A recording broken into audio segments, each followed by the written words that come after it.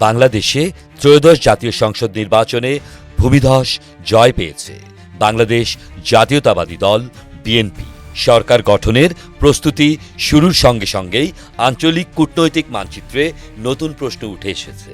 নতুন ঢাকার সঙ্গে নয়াদিল্লির সম্পর্ক কোন পথে যাবে? দক্ষিণ এশিয়ার দুই গুরুত্বপূর্ণ প্রতিবেশীর সম্পর্ক এখন আবারও আলোচনার কেন্দ্রবিন্দু। ভারতের প্রধানমন্ত্রী নরেন্দ্র মোদী আনুষ্ঠানিক বার্তায় বিএনপিকে অভিনন্দন জানিয়েছেন। তিনি বলেছেন, একটি গণতান্ত্রিক ও প্রগতিশীল বাংলাদেশের পাশে ভারত থাকবে এবং দ্বিপাক্ষিক সম্পর্ক আরও জোরদার করা হবে। তবে কূটনৈতিক মহলের বিশ্লেষণ, এই শুভেচ্ছা বার্তায় সমর্থনের পাশাপাশি ছিল সতর্কতার আভাসও। সম্পর্কের পটভূমি মোটেও সরল নয়। সাবেক প্রধানমন্ত্রী শেখ হাসিনা ভারতে আশ্রয় নেয়ার পর দুই দেশের সম্পর্কে আস্থার ঘাটতি স্পষ্ট হয়ে ওঠে। সীমান্ত হত্যা, তিস্তা নদীর পানি বণ্টন ইস্যু, বাণিজ্য সীমাবদ্ধতা এবং অভ্যন্তরীণ রাজনৈতিক অবস্থান সব মিলিয়ে পারস্পরিক সন্দেহের আবহ তৈরি হয়। অতীতেও বিএনপি ক্ষমতায় থাকাকালে নয়াদিল্লি ঢাকা সম্পর্ক কখনো কখনো শীতল পর্যায়ে নেমে গিয়েছিল।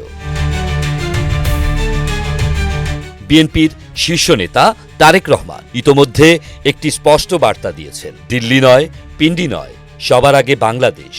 এই বক্তব্যকে অনেকে স্বাধীন ও বহুমুখী পররাষ্ট্রনীতির ইঙ্গিত হিসেবে দেখছেন। অর্থাৎ কোনো একক শক্তির প্রভাব থেকে জাতীয় স্বার্থকে অগ্রাধিকার দেয়া হবে, এমন প্রত্যাশা তৈরি হয়েছে। তবে ইতিহাস বলছে, কূটনীতিতে আবেগের চেয়ে বাস্তবতা বেশি প্রভাব ফেলে। নির্বাসনে থাকা সাবেক নেতাদের প্রভাব, সীমান্ত উত্তেজনা, উত্তর পূর্ব ভারতের নিরাপত্তা ইস্যু কিংবা রাজনৈতিক উস্কানি, এসব বিষয়ে যে কোনো সময়ে সম্পর্কে নতুন চাপ সৃষ্টি করতে পারে। ইতোমধ্যে পাকিস্তানের সঙ্গে সম্পর্ক পুনর্গঠন, নতুন বিমান যোগাযোগ চালু এবং নিরাপত্তা সহযোগিতা বাড়ানোর সম্ভাবনার কথা শোনা যাচ্ছে। এতে স্পষ্ট, ঢাকা আঞ্চলিক কূটনীতিতে একটি ভারসাম্যপূর্ণ অবস্থান নিতে চায়।